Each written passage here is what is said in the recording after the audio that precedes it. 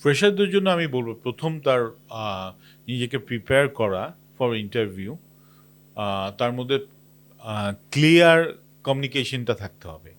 তার নিজের সম্পর্কে জানতে হবে যে সে বিবিএ পাশ করেছে, সে বিবিএ পাশ করেছে, এখন সে এই জবে আসতে চায় এবং রোলটা এটা এটা জেনে ইন্টারভিউতে আসা উচিত। অ্যান্ড সেকেন্ড থিং, সে কখনো ফেক অ্যান্সার করবে না, ওকে তাকে অনেস্ট থাকা উচিত।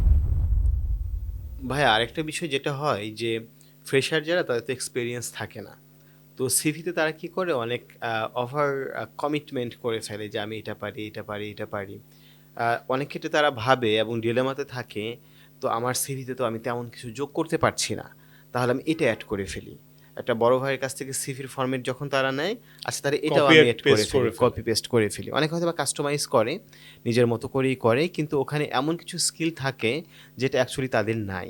তো আমার প্রশ্নটা হচ্ছে যে আপনারা এটা কিভাবে সিভির সাথে সেই পার্সনের যে একটা মিসম্যাচ আছে, এটা আপনারা কিভাবে আইডেন্টিফাই করতে পারেন, আইডেন্টিফাই করে ফেলেন?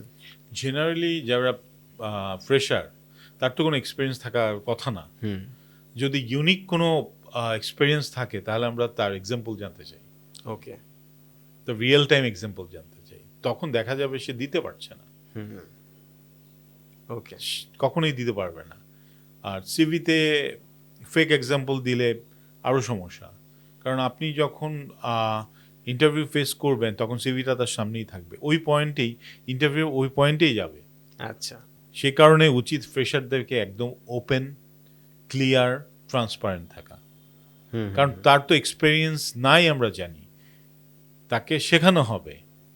তো সে তার ভ্যালু, তার অ্যাটিটিউড অ্যান্ড তার মাইন্ডসেটটা থাকলেই হবে। ফ্রেশারদের জন্য আমি বলবো প্রথম তার নিজেকে প্রিপেয়ার করা ফর ইন্টারভিউ।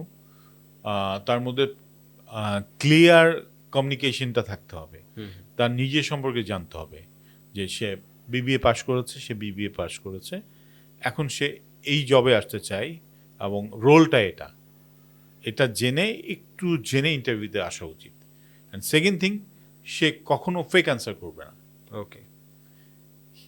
তাকে অনেস্ট থাকা উচিত।